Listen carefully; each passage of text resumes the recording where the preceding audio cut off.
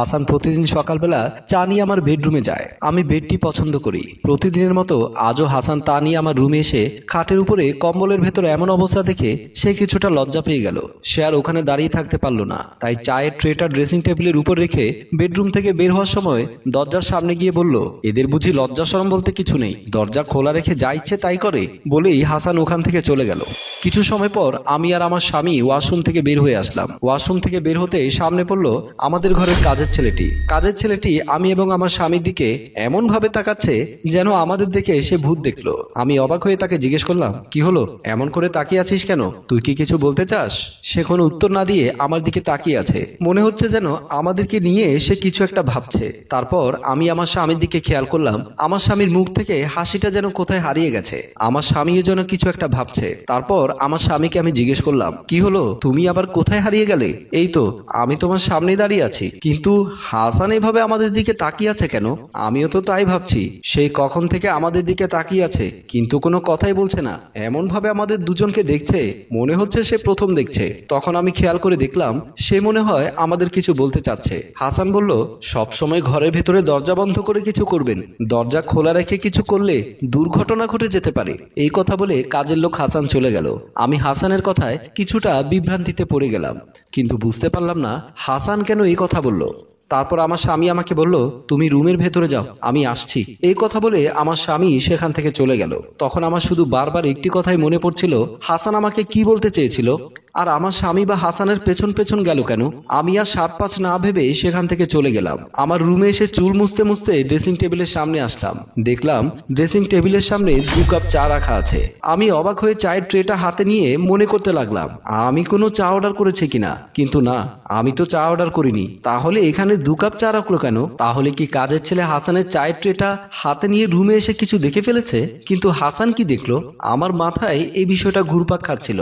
একবার মনে মনে চিন্তা করলাম হাসানকে গিয়ে বিষয়টা জিজ্ঞেস করি, ও কি দেখেছে। আর ভাবলাম, না, কাজের লোকের কাছে এসব জিজ্ঞেস করাটা ঠিক হবে না। ঠিক আছে, অন্য এক সময় সুযোগ বুঝে সে বুঝতে না পারে মতো তার থেকে জিজ্ঞেস করে নেব।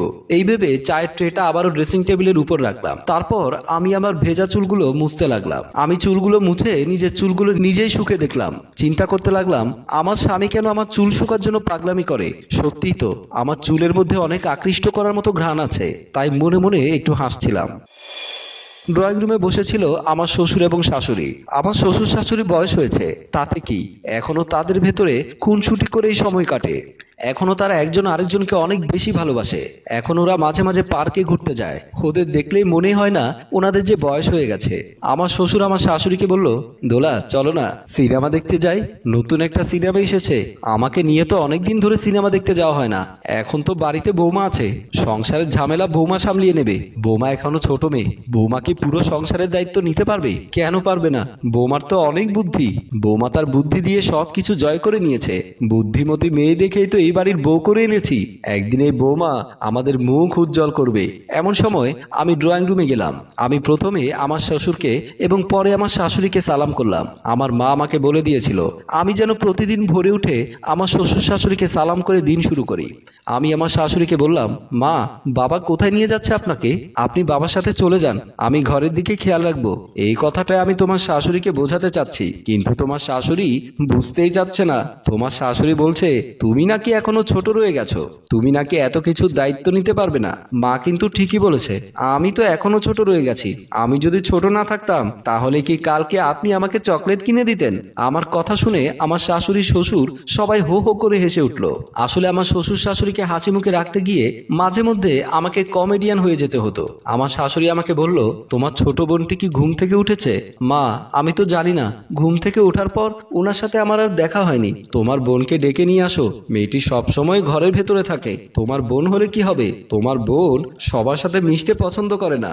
আরে বৌমাকে এমন করে কথা কেন বলছো? সবাই কি আর তোমার বৌমার মতো? মা, আমি গিয়ে দেখি প্রিয়া ঘুম থেকে উঠেছে কিনা। বলেই আমি ড্রয়িং রুম থেকে চলে আসলাম। আর আমার শ্বশুর শাশুড়ি আবার আগের মতো খোশ গল্পে মেতে উঠলো। আমি ড্রয়িং রুম থেকে সোজা প্রিয়ার রুমের দিকে আসলাম। এসেই দেখি প্রিয়া খাটের উপর নেই। আসলে প্রিয়া তখন ঘুম থেকে উঠে গিয়েছিল। প্রিয়াকে না পেয়ে আমি প্রিয়াকে ডাকতে লাগলাম, প্রিয়া। প্রিয়া ওয়াশরুমের ভেতর থেকে বলল, এই তো আমি ওয়াশরুমে আছি।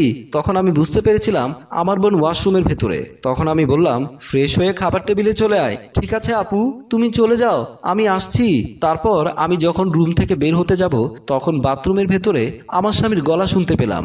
আমি চমকে উঠলাম। সন্দেহ না করে প্রিয়াকে বলতে লাগলাম, প্রিয়া তোর দুলাভাই কি ঘরে এসেছিল?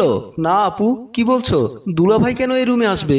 তখন আমি মনে মনে ভাবলাম হয়তোবা আমি ভুল শুনেছি। তাই আমি আর ওখানে না দাঁড়িয়ে ডাইনিং টেবিলের দিকে চলে গেলাম। আমি চলে যাবার পর আমার স্বামী নিলয় আমার বোনকে বলতে লাগলো, বড় বাঁচা বেঁচে গেলাম।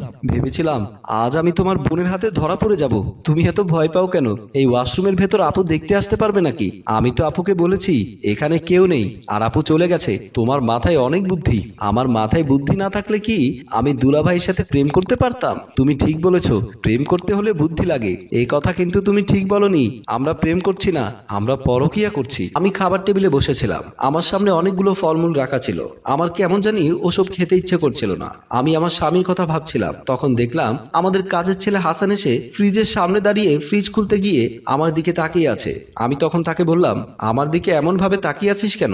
তখন আমাদের কাজের ছেলে বলল, আমি মাঝে মধ্যে খেয়াল করে দেখেছি আপনারা স্বামী স্ত্রী যখন ঘরের ভেতরে থাকেন তখন আপনারা ঘরের দরজা বন্ধ করে রাখেন না। আমি কিন্তু অনেক কিছুই দেখে ফেলি, তাতে আমার লজ্জা লাগে। কাজের ছেলের মুখে এমন কথা শোনার পর আমি কিছুটা লজ্জা পেলাম। আমি চিন্তা করতে লাগলাম, আমি আর আমার স্বামী যখন রুমের ভেতরে থাকি তখন তো আমরা এমন কোনো কিছুই করি না যাতে করে ও দেখলে ওর খারাপ লাগার মতো। আর যখনই বা আমরা ঘনিষ্ঠ হওয়ার চেষ্টা করি তখন তো আমি নিজে ঘরের দরজা বন্ধ করে দেই। এখন হাসান কেন এসব কথা বলছে? আমি কোনো কথাই বলছিলাম না, চুপচাপ বসে বসে চিন্তা করতে লাগলাম। দেখলাম আমাদের কাজের ছেলে হাসান ফ্রিজ থেকে কাঁচামরিচের পলিথিন নিয়ে চলে গেল। আর আমার স্বামীর কথা মনে পড়াতেই আমি রুমের দিকে চলে গেলাম। আমি ডাইনিং টেবিলের ওখান থেকে আবার বেডরুমে এসে দেখলাম আমার স্বামী বেডরুমে নেই। তাহলে সে কোথায় গেল? খুঁজতে আমি আবারও বোনের রুমের দিকে গেলাম। আমার বোনের রুমে এসে দেখলাম আমার বোন তখনও বাথরুমে গোসল করছে। আমি তাকে জিজ্ঞেস করলাম, এত সময় ধরে তুই ওয়াশরুমের ভেতরে কি করছিস? আপু তুই একটু দাঁড়া, আমি আসছি। তোর ভাইজান কি তোর ঘরে এসেছিল? আপু তুমি কি যে বলো না, ভাইজান আমার ঘরে আসবে কেন? তার কথা শুনে আমি চলে যাওয়ার সময় হঠাৎ লক্ষ্য করলাম আমার স্বামীর গেঞ্জি আমার বোনের খাটের উপরে। আমার মাথায় একটা চক্কর দিয়ে উঠলো। আমি খাট থেকে গেঞ্জিটা হাতে নিলাম। আমার কেন জানি মনে হয়েছে আমার স্বামী এই রুমের মধ্যে আছে, সে খাটের নিচে লুকিয়ে রয়েছে। তাই আমি খাটের নিচে চেক করতে লাগলাম। এমন সময় দেখলাম আমার ছোট বোন বাথরুম থেকে গোসল শেষ করে আমার সামনে এসে দাঁড়ালো। সে আমাকে বলল, কিরে আপু তুমি এখানে কি করছো? আমি তখন একটা হাসি দিয়ে বললাম, না রে কিছু না, আমি খাবার রেডি করেছি, তুই তাড়াতাড়ি খাবার টেবিলে আয়। বলেই আমি চলে গেলাম। আমার বোনের রুম থেকে ড্রয়িং রুমে এসে দেখতে পেলাম আমার স্বামী ড্রয়িং রুমের সোফার উপরে বসে আছে। আমাকে দেখে সে আমাকে জিজ্ঞেস করলো, কি হলো, আমার টি শার্ট নিয়ে কোথায় গিয়েছিলে? আমার টি শার্ট কি তোমার পরার ইচ্ছে হলো নাকি? আমি আমার স্বামীকে কিছু একটা বলতে যাব, এমন সময় দেখলাম আমার শ্বশুর শাশুড়ি ড্রয়িং রুমে আসলেন। আমার শাশুড়ি আমাকে বলল, বৌমা আমরা সিনেমা দেখতে যাচ্ছি, তোমরা কি আমাদের সাথে সিনেমা দেখতে যাবে? আমার কেন জানি সিনেমা দেখতে ইচ্ছে করছিল না। আমার মনের ভেতর কি তুফান চলছে সেটা কি আর শ্বশুর শাশুড়িকে বলতে পারছি? তবুও নিজেকে সামলে নিয়ে বললাম, না মা, আমার সিনেমা দেখতে ইচ্ছে করছে না, আপনারা দুজন গিয়ে সিনেমা দেখে আসেন। আমরা সিনেমা দেখা শেষ করে আসার সময় তোমাদের জন্য খাবার নিয়ে আসবো। কি খাবার খাবে বলো? আজকে যে আমার কিছুই ভালো লাগছে না, খাবার খেতেও ভালো লাগছে না। সে কথা আমি আমার শাশুড়িকে কিভাবে বলি? আমি আমার শাশুড়িকে বললাম, আপনারা যা ভালো লাগে তাই নিয়ে আসেন। তারপর আমার শ্বশুর শাশুড়ি সিনেমা দেখার উদ্দেশ্যে ড্রয়িং রুম থেকে চলে গেলেন। এরপর আমি যখন আমার স্বামীকে আবার কিছু একটা বলতে যাব এমন সময় দেখলাম আমার ছোট বোন সেখানে চলে আসলো। সে এসে বলল, চলো আপু খাবার খাবো, আমার অনেক খিদে পেয়েছে। এরপর আমার আর আমার স্বামীকে কিছুই জিজ্ঞেস করা হয়নি।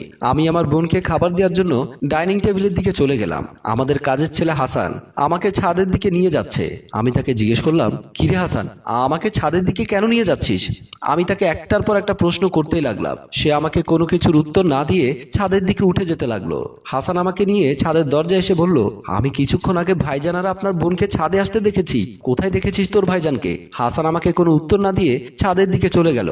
তখন আমার হঠাৎ মনে পড়ে গেল গেল আমাদের ছাদের উপর দিকে একটা নির্জন জায়গা আছে।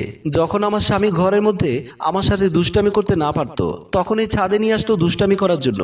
আমি সেই জায়গাটার দিকে চলে গেলাম। হাসানও আমার সাথে সাথে ছাদে সেই জায়গাটি যাওয়ার জন্য হাঁটা শুরু করলো।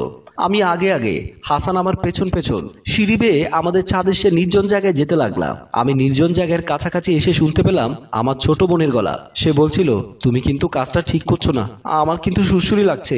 আরে সুরসুরি তো লাগবেই, আমি একজন পুরুষ মানুষ, তোমাকে স্পর্শ করছি, তোমার তো সুরসুরি লাগারই কথা। আমার স্বামীর মুখে এমন কথা শুনে আমার ছোট বোন হাসতে লাগলো। আমার পৃথিবীটা কেন জানি ঘুরতে লাগলো।